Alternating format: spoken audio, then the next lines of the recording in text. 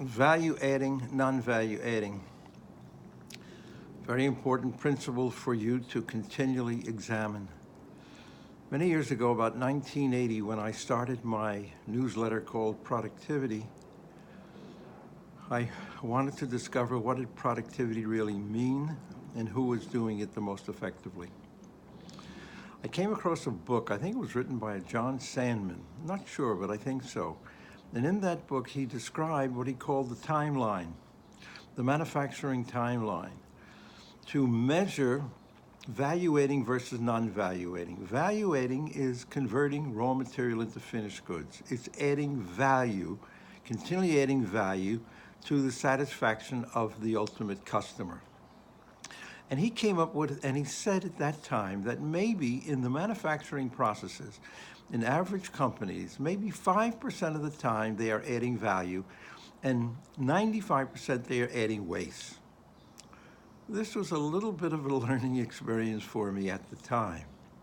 Then when I got to meet Ono and realized that that's what Ono was doing at Toyota, he looked at that ratio and he saw that the opportunity for Toyota's success was to improve that ratio. But he focused on eliminating the non-valuating waste, and he came up with those 7 wastes that we've been addressing: inventory, defects, transportation, etc. I think what has been missing in this scenario is a couple of things. One is, instead of just focusing on the process of eliminating the non-valuating waste, we should be focusing on the value-adding side in 2 ways. One is you. Instead of just improving the value-adding of the process, you should be continually focusing on improving your own value-adding. Are you developing your skills and capabilities? Now let's look at the traditional idea of value-adding. It is people working on, as an example, on the assembly line. They might be having a tack time, maybe 3 minutes, which means they are doing the same thing over and over again on the product in every 3 minutes.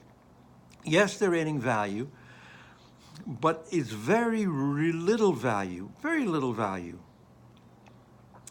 Each person should be adding greater and greater value. Now, Honda took a great step forward. Honda did this and also Canon.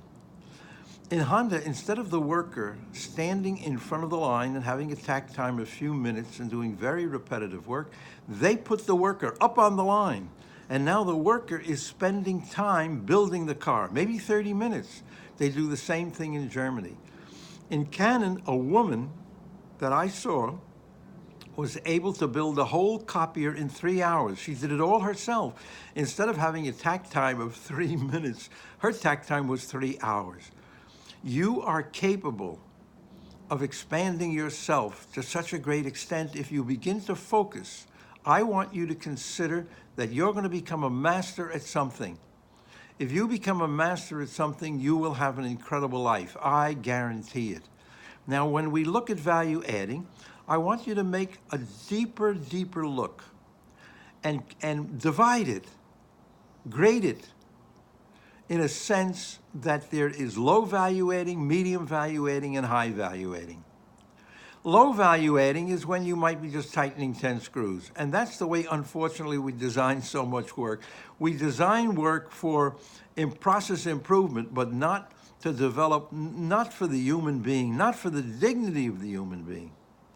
I mean, even Toyota calls their one side respect for people. But what kind of respect for people when you give them a 2-minute tack time? So there's low value adding, and then I call medium value adding when you have an opportunity to add more of yourself, where you're fostering your skills, moving your skills forward, getting people to add more and more value, every day trying to be better and better. And then there's high value adding.